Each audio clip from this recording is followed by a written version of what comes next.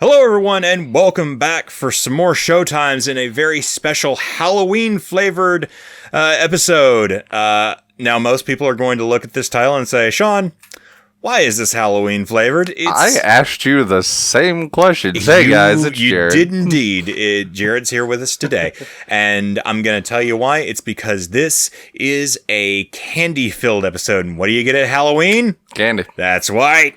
It made sense when you. It made sense when I finally ran you through my gates of logic that I leaped through in order to achieve this. But in all honesty, I just really wanted to talk about a movie that really just kind of makes me happy all around. It's just a nice overall movie. We're talking about Willy Wonka and the Chocolate Factory for anybody who didn't see the title of the video. I don't know how you would have clicked on this without seeing it. Maybe you just had it in your pocket and you fumbled your way onto YouTube, managed to source through all the other videos on the internet about this and came there to could mine. be some hardcore Willy Wonka fans out there that have just watched nothing but videos on Willy Wonka, and this one just pops up in their feed. The Wonka heads? Yep. The Wonkites. The Wonkites. The Wonkites. There we go.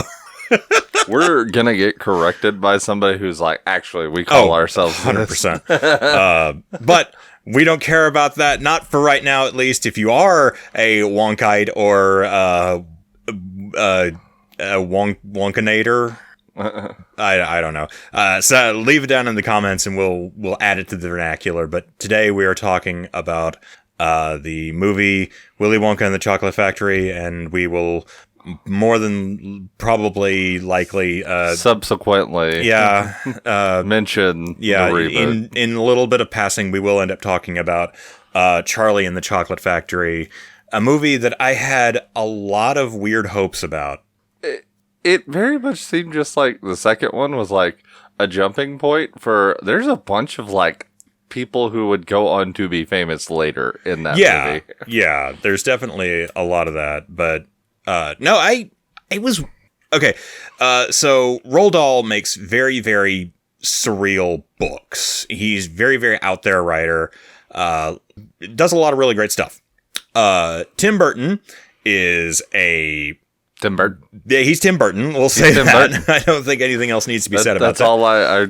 That's all. That's what I can offer. Tim Burton is. There you go. That's all you need to offer for Tim Burton, quite honestly. Yep. He's made some of my absolute favorite movies of all time. Ed Wood, Edward Scissorhands, Batman '89, just to name a couple. And it's like you have him making a movie about this surreal, bizarre world. That would be perfect. But as volume, you can't see it. I'm turning up the volume. Yeah, Jared's making the volume turn sign, even though nobody else can see it. But yeah, I guess let's go ahead and talk about the one that I remember the most, because I actually rewatched Charlie and the Chocolate Factory today in preparation for this. All right.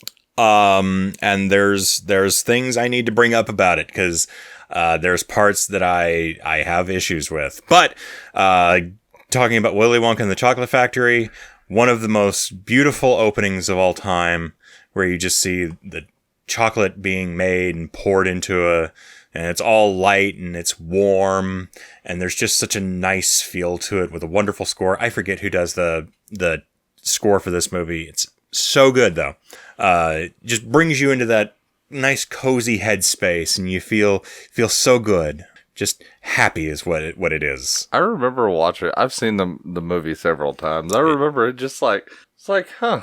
There's things you notice like as a kid, like not as an adult. If you go back and watch it, it's like, I had never caught that before. Yes, there are quite a few of those in this. One of the big ones that I found out was that the director of this movie primarily directed documentaries. Huh. Which is why the intro, the like first third of the movie feels more like a documentary, especially when they like interview all the people who have won. It has that very drawn back and dry appearance to it all. That's not necessarily a bad thing. No, I think it worked tremendously in the movie's favor. It was a realistic feel. Yes. Very, very interesting, except for when you get to Charlie's school. where the teacher begins explaining that the test that they would normally have at the end of the week is being moved to the beginning of the week, so they will be tested on the material that they should read Monday before they have actually read the material. It's so dry. It's very, very British, which it's weird. The movie was shot in Germany, very, very small little town in Germany. They imported a lot of British actors. It was made for basically a shoestring budget. I mean, there's been a lot of things that have been made on a shoestring budget. Yeah. But yeah, it was made for a very, very tiny budget. Like I say, the director had directed documentaries before. This was like his first actual movie that he was in charge of. So how did he land on that? I don't know, honestly. I did not go back and watch the supplemental material on the DVD. I bet there's a rabbit hole of information. There's probably a lot of stuff I could lead into with this. It's I think it lends itself well. Definitely makes everything seem very divided when you finally get into the Chocolate Factory, because there's two halves to this movie. There's the first half, which is the real world and people in it and interacting. Yeah. And then you get to the Chocolate Factory, where everything is just over the top. It's all surreal. It's wonderful, wonderful movie. Yeah. But it's shot in Germany with a bunch of British people for an American audience by a director who made documentaries instead of regular movies, and it worked. It works fantastically well. You're introduced to all your children. Your Augustus Gloop, who, if I'm not mistaken, pretty much had his lines fed to him, and he repeated them phonetically. Because if I remember correctly, he did not speak any English. He's just this little German kid, and he's like, "Yeah, chocolate, yeah." Bom, bom, bom. Meet him. You meet Veruca Salt, who is my favorite of the terrible children. Just because it's the most wonderful thing. Whenever you encounter somebody you don't like, and you just say Veruca, and they're acting like a brat in the middle of a store or something, you say, "Oh, Veruca."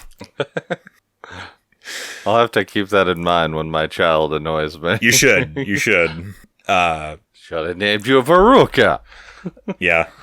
We meet Mike TV, who is super, super on board for like all things television. He's like old Western, loving the Western stuff, dresses up as cowboy. Yeah. And Violet Beauregard, whose one big contribution is she likes to chew gum, and she becomes the progenitor of a lot of people's fetish. I'm not going to say anything disparaging, like what you like, but yeah, she turned a lot of people on to like gigantism. And, like inflation. A lot of people found their kink that day.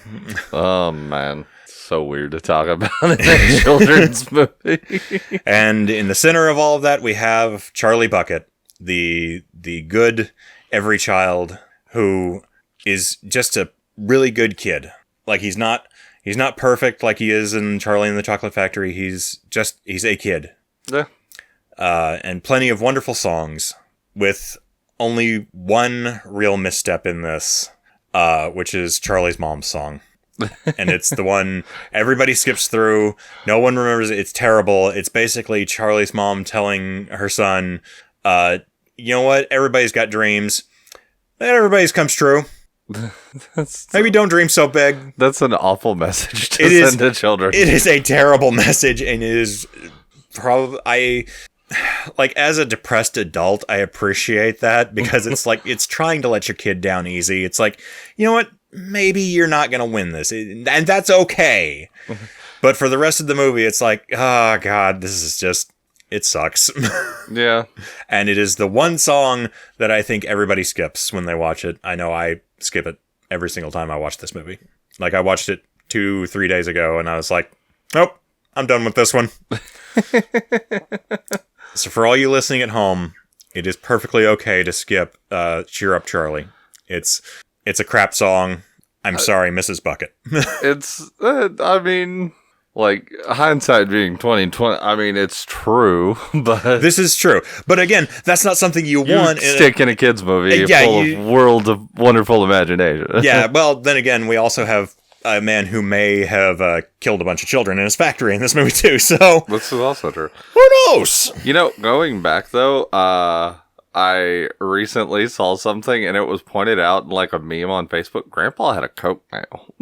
He may have. Grandpa, it's like that's how he got up out of that bed. That's so entirely fast. possible, and I would not put it past him because Grandpa is the villain in this movie. He is. This is a movie with no villains except for Grandpa, who is terrible. And then there's Wonka's little dude that's disguised as like Slugworth isn't actually a bad guy. Like competitor. He's not there. He kind of shows up there.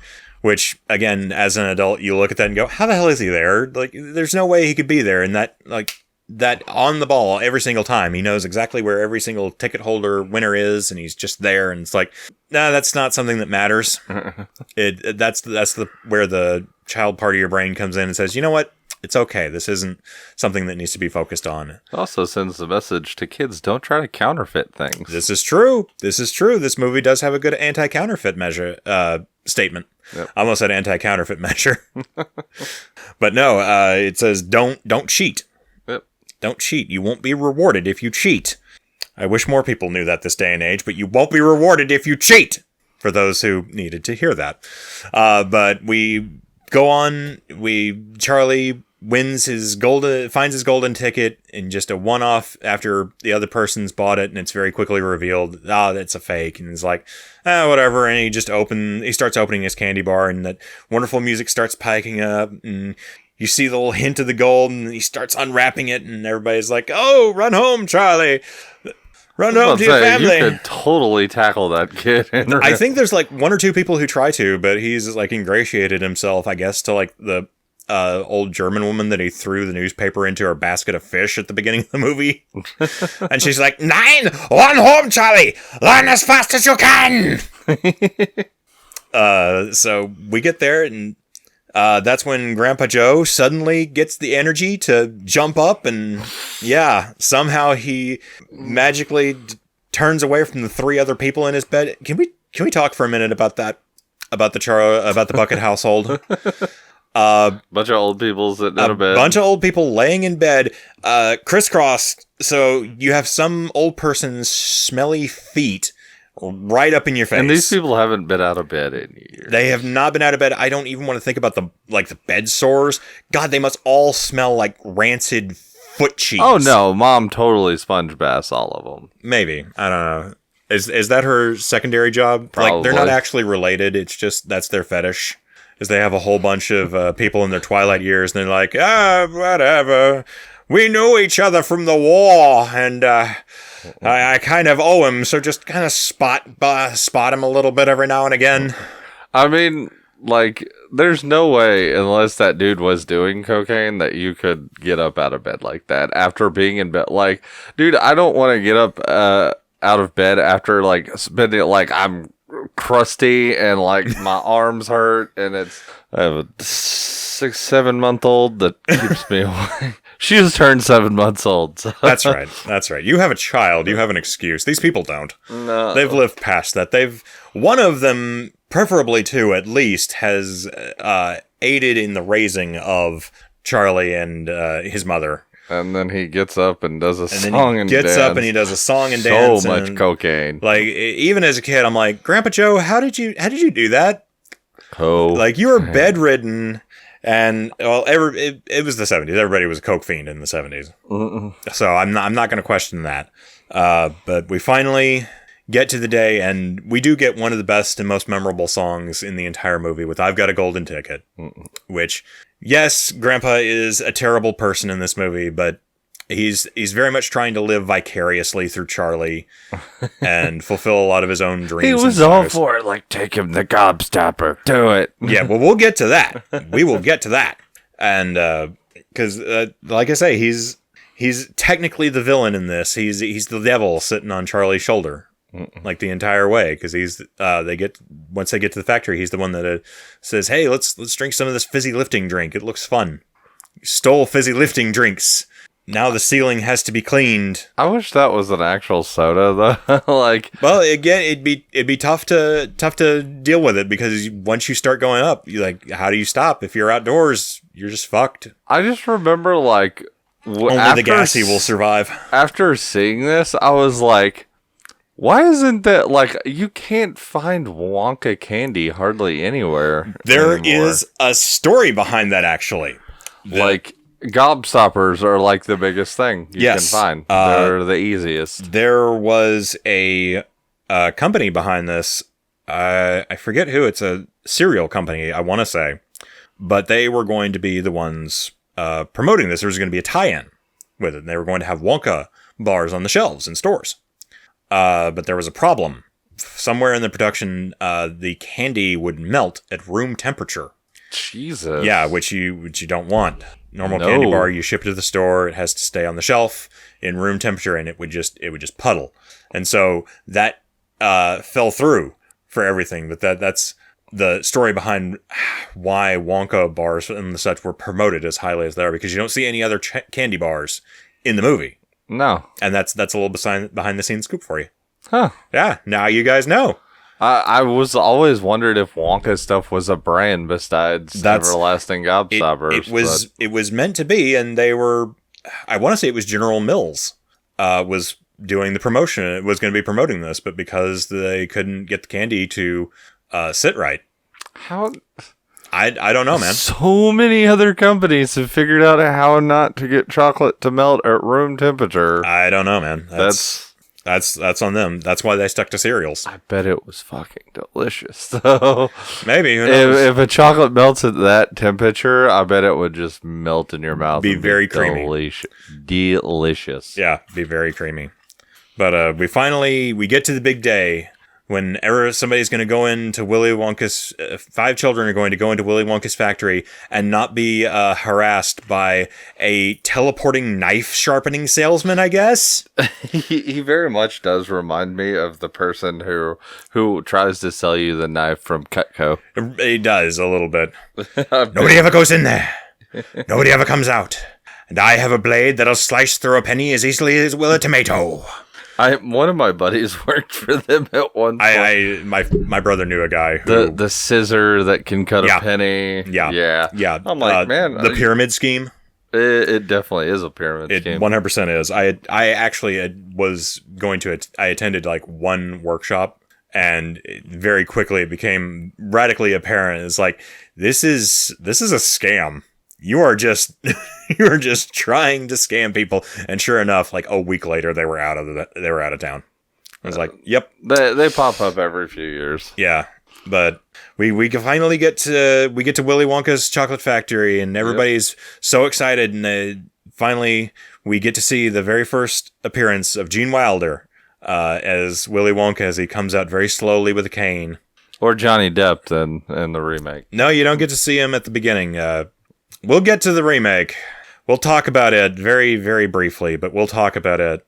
And we have one of the most wonderful introductions where he just very curmudgeonly walks forward with a limp until finally he stops and leaves the cane behind, does a little tuck and roll and pop up. And everybody cheers wildly. And can we just appreciate how wonderful Gene Wilder is in this role? Yeah, he was fantastic. He's so warm, so wonderful. And I believed his performance a lot more than Johnny Depp. Yeah, let's go ahead and talk about the contrast between the two, because Gene Wilder's Willy Wonka very much comes off as somebody who you're never quite sure if they're lying. All throughout the movie, whenever somebody says like Mike Teavee says something really loud, and he just holds off for a second. He's like, "I'm sorry, you'll have to speak up. I'm a trifle deaf in this ear." As he's shouting, and he's like, Are you just being an asshole towards a kid?" He's the ultimate sarcastic rogue bard mix. He is. And that's how I view him. For it. I love him for it. And he's just so weird, so wonderful. But he has that charm to him. He has that unique warmth that you would expect from somebody who deals with basically things that bring happiness. Like there's not a sad chocolate. There's not a candy that makes you frown. All candy is meant to bring happiness to it. and we I can think of a few candies that make me frown, but well, they're not intended to make you frown, but we get through there and where there's originals. Now, to be fair, where there's originals, the butterscotch ones are really fucking good. Yeah, but all the others, not so much. They're meant as different candy, but that's really the difference between like the Johnny Depp version and the Gene Wilder version. Is Johnny Depp was just a freak. He was weird. Yeah, and I don't know whose decision it was to make him that way. I don't know if it was Johnny Depp or if it was Tim Burton or a combination thereof. There was one thing I was surprised in Charlie and the Chocolate Factory. Johnny Depp didn't kill Helena Bonham Carter. This is true, and she actually looks like a normal person. Yeah, he usually murders her in most of them, Well, she is killed usually in their starring roles together. Maybe not by him exclusively. Yeah, but yeah. That's only the second movie I've seen her look like a normal person in. What's your first? Because this might be my only one. Okay, well, it's newer. I don't know if you've seen it yet. Enola Holmes. I have not seen that, actually. She looked perfectly normal in Enola Holmes. That's incredible. Wait, is Tim Burton directing Enola Holmes? No. That might be why. But anyway, the contrast between Johnny Depp's version and the Gene Wilder version, I don't know who decided that was what needed to be done. Somebody was like, people want to watch Charlie and Chocolate Factory and trip balls. Like, that's what they want to do. I can't recommend doing drugs and watching this movie. Like, I think it'd be a bad trip. Probably. But that's... Sorry. Was getting my drink. Don't know if that was we're filming on an ancient whaling ship. Everything just listed to the side horribly. But we... I was going for the cask of ale. Yeah. That's my big complaint, really, about the Tim Burton version versus the original version. There is not a separation between Wonka Land and real land. Like in Charlie and the Chocolate Factory, like everything is this bleak, washed out, hideous looking place. Charlie's house sits at like 90-degree angles. That's completely and totally impossible to actually live in. Mm-hmm. Like the whole thing looks like an old school Tim Burton design, like something out of Beetlejuice. Yeah. When they go to the afterlife. Oh, there's another one that I love a lot. I can't believe I forgot Beetlejuice. But there is no separation between these two because in Willy Wonka and the Chocolate Factory, everything looks normal outside of the chocolate factory. And then once you get there, everything's just over the top, bright, colorful, and just weird all over. Yeah. But in Willy Wonka, it was like a good weird all over. Yes. And Charlie and the Chocolate Factory, it's just we say good weird all over. The boat scene may not be classified by most as a good weird. But yeah, we gotta get that boy out of it and murdered a kid. Yeah. The one thing I will give Charlie and the Chocolate Factory over Willy Wonka, the chocolate river at the beginning. In Charlie and the Chocolate Factory, it actually looks like a river of chocolate as opposed to a large puddle of brown liquid. Yeah. And it looks disgusting. I'm just gonna say. But yeah, overall, I think that's about the only thing I will say about Charlie and the Chocolate Factory for the rest of this movie. Or for the rest of this review anyway, because it's so... what's weird is there's so much it should be going for it. Like, you have Tim Burton doing this weird, over-the-top... Johnny Depp was one of the hottest actors on the planet at the time. I want to say this is like the beginning Pirates, of the end for his career, because he had like this pirate sequels that went... it was either shortly before or shortly after this he did Alice in Wonderland. See, the crazy thing is the Mad Hatter looks more like Willy Wonka than Johnny Depp's Willy Wonka. Weirdly enough, yes. And before anybody harps on me, I am not opposed to remakes. I'm not opposed to them taking things in a different direction, so long as you make it good. Yeah, it was... And that's really the issue, is everything is so cold, sterile, and unlikable. Like, even the kids in the original of those that kids are went on to they are do brats. good things. Yeah, I'm sure they did. I don't care.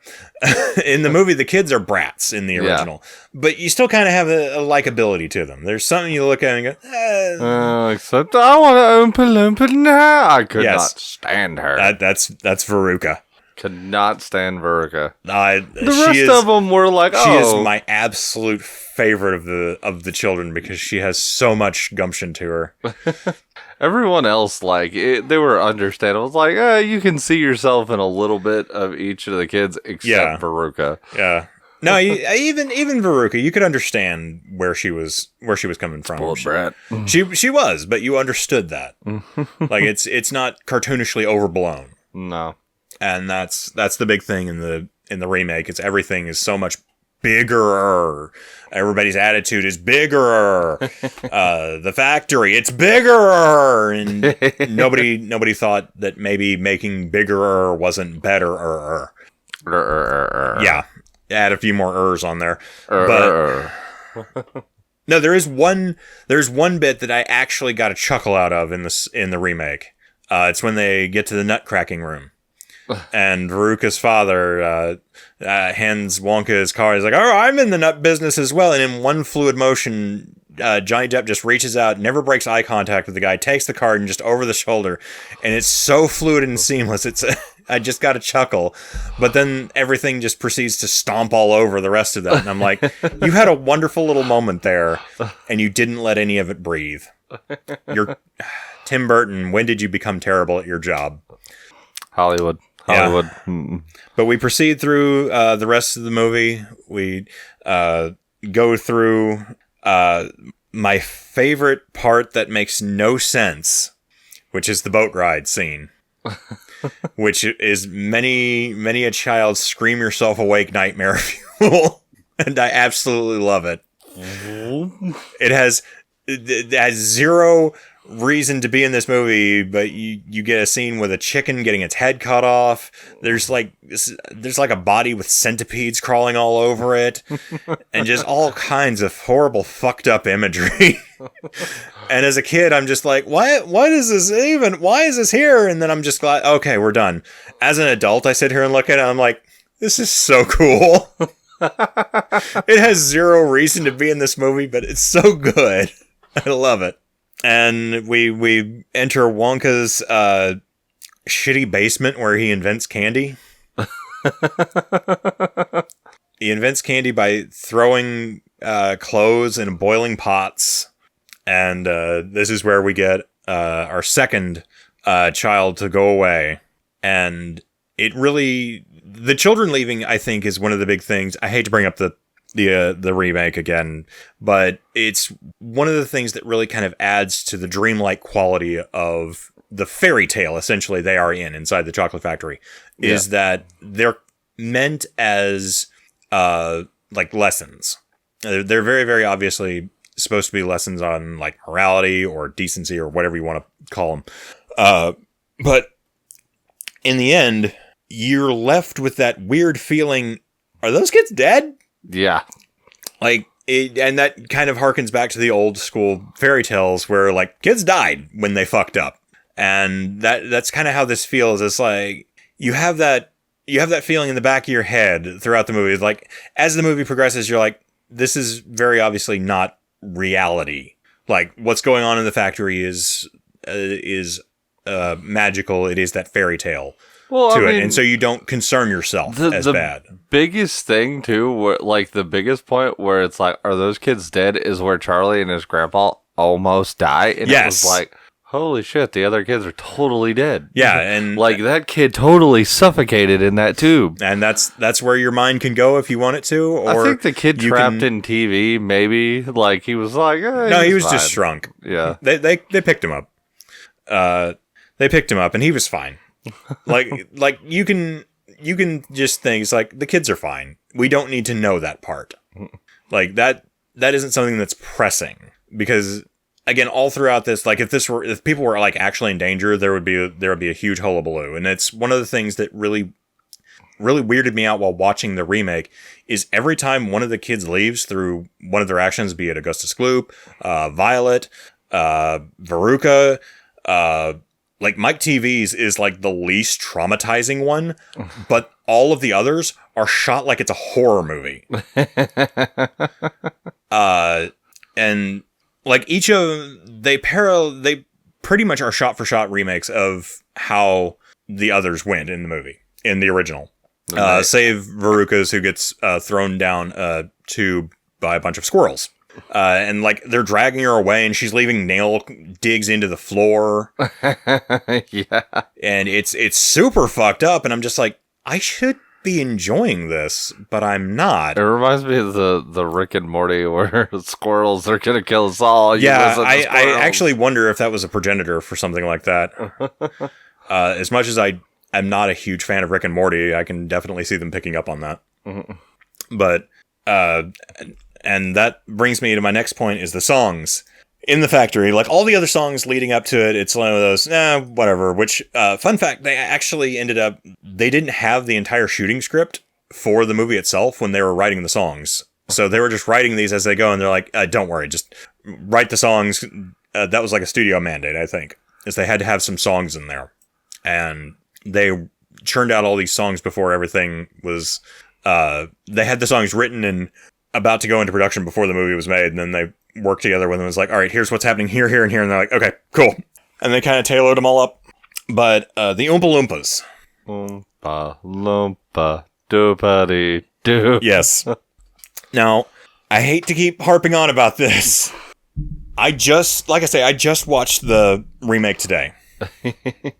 I don't remember any of the Oompa Loompa songs in that movie.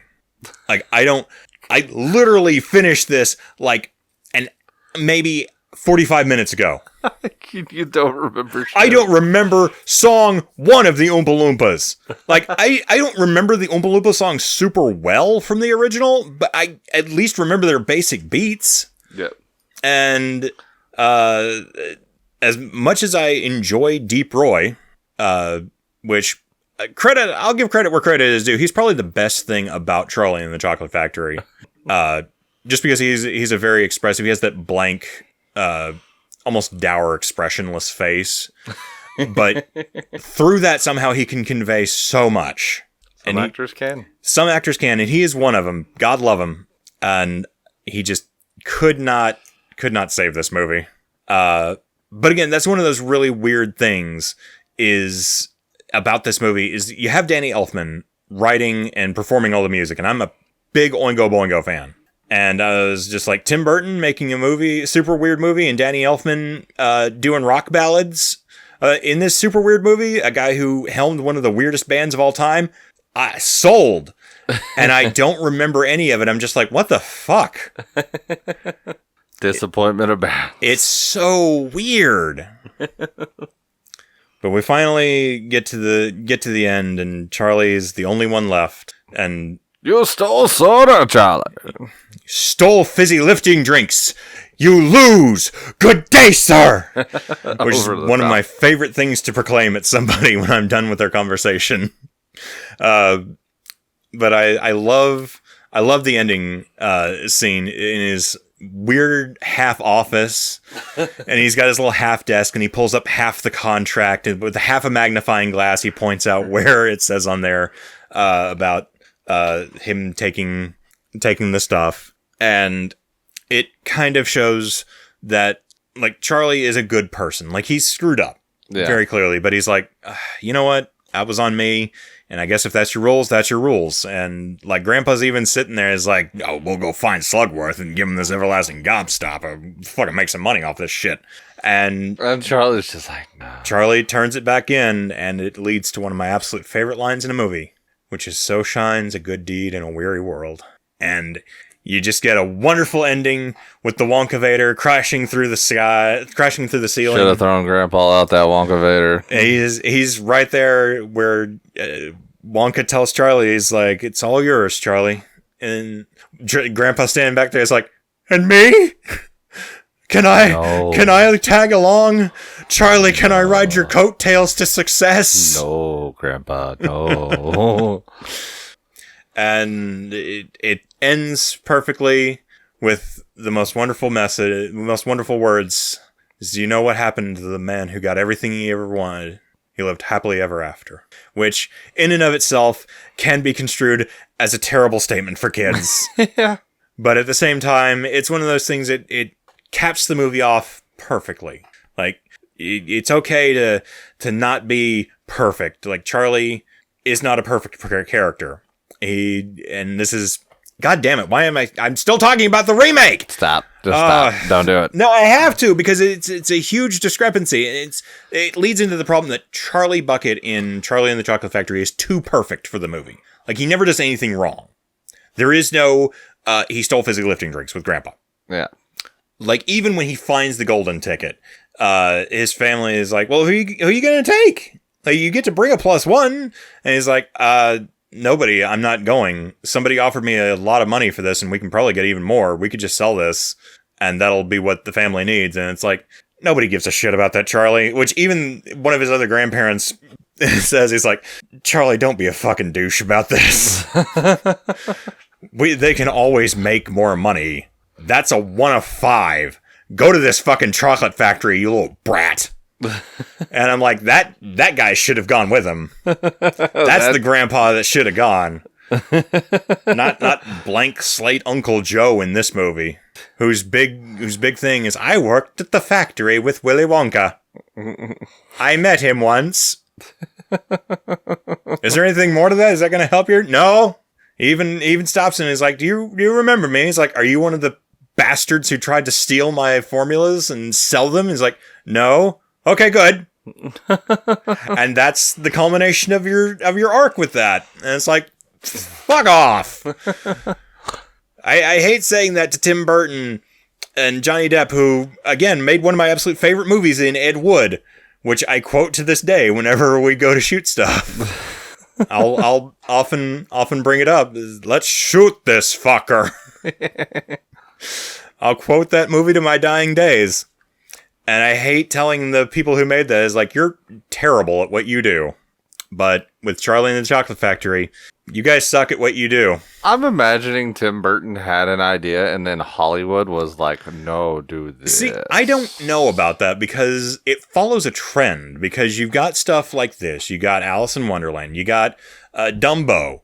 And they all seem to follow this pattern that is just lackluster. I never saw the Dumbo remake. It's lackluster. It's just... It's a fart in a hurricane. Much like a lot of Disney's live-action remakes lately, right. One video didn't get That's made. One of the things. If you want somebody to make a weird, out-there movie, especially like Dumbo, Tim Burton's your guy. Yeah. I mean, I'm just thinking of how awesome the pink elephant scene should have been under his fucked-up direction. That should have been terrifying. Did Tim Burton get sober, maybe? I don't know. Maybe. Or maybe he just got less weird, unlike David Lynch, who is just always weird. But, yeah, that's our review. Willy Wonka and the Chocolate Factory. Willy Wonka good, Charlie bad. Yeah, I'm not going to say that. If you like Charlie and the Chocolate Factory, that's fine. Like, even while watching it, I'm like, I can understand where a lot of these ideas came from. I can understand the idea to change Willy Wonka to be this bizarre recluse who's kind of socially not all there. Yeah. And I understand a lot of the ins and outs of doing things the way they did. And the reasons that some things were changed. It just came off bad. Yeah. And at least in my opinion. Again, if you like it, go for it. I mean, there's... overall, Charlie and the Chocolate Factory is harmless. And my ultimate hope is that it leads people to watch... The original Willy Wonka and the Chocolate Factory. Because it is a superior movie just overall. But there's way worse movies people can enjoy. There's terrible things out there. Don't go down that rabbit hole, Sean. I see your mind. I see it in your eyes. Yeah. You're thinking about at least 4 titles right now, and I'm just gonna encourage you, don't do it. Yeah. We've been down this rabbit hole before and made like 3-hour-long videos. Just don't do it. This is true. I'm trying to save you here, man. This is true. Trying to be your friend. Yeah. Well, that's my thoughts on... I just really wanted to talk about Willy Wonka and the Chocolate Factory. It's such a nice, comforting little movie. I want a Wonka bar so bad. I need to go get some gobstoppers, something. Stop off at a gas station. They got them. I'm broke right now. Yeah, aren't we all? COVID, baby. Yeah. Well, Jared, is there anything you'd like to add to this? No, you Fond memories?